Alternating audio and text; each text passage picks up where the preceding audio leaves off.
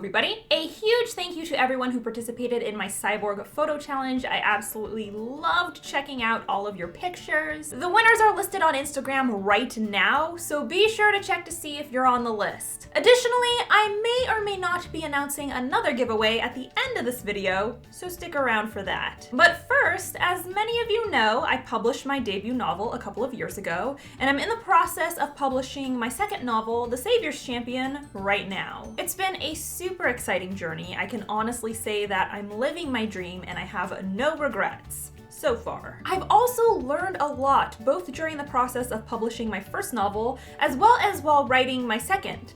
And that's what we're talking about today. I'm breaking down the different things I learned during the writing and publishing process so you can hopefully learn from me. Number 1, people can be phony. This was probably the most frustrating thing I learned, and it comes with certain levels of exposure. There basically came a point where my platform grew to a certain size, and I realized I couldn't make friends the way I used to, because most of the time, these people didn't see me the way I see myself. To me, I'm just Jenna. To them, I'm an opportunity. It was a lot harder than it probably should have been for me to accept this, but it eventually became too recurring for me to ignore. People would hit me up saying they wanted to be friends, but really they wanted me to promote their book or their channel. And if I refused, I was dirt. It's honestly a really lonely feeling to be commodified, especially by people that you genuinely liked. But I now have an even greater appreciation for my true friends who like me for me and not for what I can offer them. Number 2, stop giving a shit. There are so many things to stress over during the writing process that at some point you just gotta say,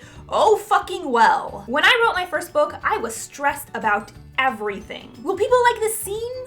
What about this character? Should I throw myself off the roof now or later? It's honestly such a waste of energy because, quite frankly, there are far worse parts of the publishing process to worry about. Bottom line, some people are gonna like your story, some people aren't. Whoop-de-fucking-do. I'm selling this book no matter what, so whatever. Eat a dick. I don't care. With the second book, I just stopped giving a shit. I wrote what I wanted to write without worrying about it. And it's not that my audience's opinion no longer mattered, because it matters a lot. But that's what beta readers, critique partners, and editors are for. I learned to reallocate my anxiety rather than perpetually stressing throughout the whole damn process. Number 3, standards matter. There are a lot of trends in the writing industry, and it can be easy to assume that in order to make it, you gotta hop on board. I've always been the type to march to the beat of my own drum. If you tell me I have to do something a certain way, I'll do the exact opposite just to be a dick. Ain't nobody telling me what to do. But that doesn't mean I don't get nervous from time to time. Sometimes I look at people who are doing so well within these trends and I think, shit. What if no one reads my book because I didn't write the male love interest to be a complete shitbag? There were times when I was afraid that my unwillingness to compromise my ideals would prevent or impede my success. But it ended up being the driving force that propelled me forward. Readers want to see something different. They want someone to break the trend. And doing so will often separate you from the pack in a positive way. Writing my second book was really eye-opening regarding how important it is to stay true to yourself and how the reading community genuinely appreciates and rallies behind it. Number 4. Say no. When you first get started in this industry, it's important to gobble up every opportunity you can get. Want to be a guest on my podcast? Yes. Want to write a post for my blog? Absolutely. But once you've developed an audience, gobbling up every opportunity means a few things. 1, you're going to exhaust yourself. 2, you might be doing your platform more harm than good. A larger audience means greater exposure, so you need to be selective about the sort of events, people, and products you choose to align yourself with. Does this reflect my platform in a positive way? Does this benefit my audience? Is this indicative of who I am and what I want to represent? These are the sort of things you gotta ask yourself once you gain more experience in the industry. Number 5, it gets easier. The larger your platform gets, the more opportunities roll in. Suddenly, all you need is an email address and bam, the gigs arrive in your inbox like clockwork. It's magic. I've worked really hard to carve a place for myself in this industry, and sometimes there's that worry that it'll always be like this. I'll be breaking my back for the rest of my life. So it's a relief to know that this isn't the case. The hard work does pay off, and one day you won't have to hustle as hard as you used to.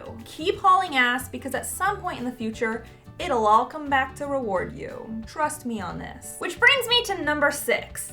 It's still really hard. It's just hard in different ways, mostly in terms of exposure, invasiveness, and pressure. I receive hundreds, if not thousands, of messages and comments a day, and people expect me to respond to all of them. I can't humanly do that, and sometimes people get really mad because of it and tell me to go kill myself. Aw, thanks guys. When I am able to answer questions, people will get really angry if I don't give them the answer they want to hear, or they'll ask me really personal stuff, like they're entitled to my private information. People will nitpick over the way I talk, the way I look, they'll make assumptions about me. Jenna's playing with her hair. That must mean she's nervous. Jenna's an introvert. That must mean she's a cat person. Where do you get this stuff? And of course, there's the trolls. I receive death threats, rape threats, all kinds of threats. And while this may sound like the worst, to be honest, you get used to it real quick. If people hate you, it means you've probably stood for something at some point in your life. Number 7, be honest about mental health. Mental illness does not care how great your life is going. Things could be fantastic, and mental illness will be like, that's awesome.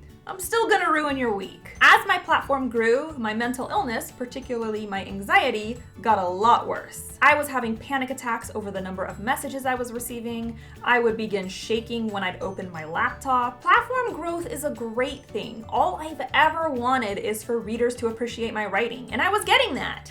But mental illness don't give a shit. And for a long time, I believed that if I accepted help for my depression or my anxiety, I was being weak. But there came a time when I realized, what is the point in pursuing my dream if I can't even enjoy it? Being honest about the help I needed was a huge weight lifted, and since then, I've been so much happier and even more successful. There is no point in allowing yourself to suffer when there are so many solutions available. And number 8, excitement is contagious. I think a lot of writers are afraid to be openly passionate about their work. I know when I wrote my first book, I felt a little weird talking about it, like it might come off as conceited. But with my second book, since I was no longer giving a shit, I talked about it as much as I wanted to. I didn't care if it came across bad because really, shouldn't people be passionate about their career? If you're not happy with your job, you've got the wrong job. And what I found was people weren't put off by my excitement, they just became excited with me. They were more eager to read my work because they wanted to be just as hyped as I was. Really, all that fretting over, how will this come across? Do I look stupid?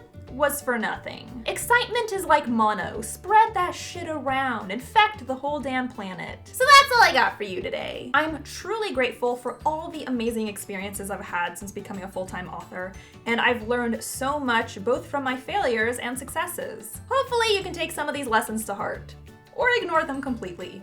I don't really care. Now it's time for a giveaway, and this one's super easy. As many of you know, I have a super awesome mailing list, and everyone who signs up for it receives a monthly newsletter detailing upcoming events, contests, and tons of other goodies. And now, everyone who joins my mailing list within the next week will be entered in to win a prize from yours truly. If you've already joined my mailing list, then congratulations! You're automatically in the running. I've got a link to my mailing list in the description below. Join now. The winner will be announced in this month's newsletter, so be on the lookout. With that said, don't forget to subscribe to my channel. I post new videos on Mondays and Wednesdays, and if you want to be alerted as soon as I upload, ring that bell. And be sure to follow me on social media. I'm on Instagram, Tumblr, Facebook, and of course, you can tweet me at Jenna Moreci. Bye!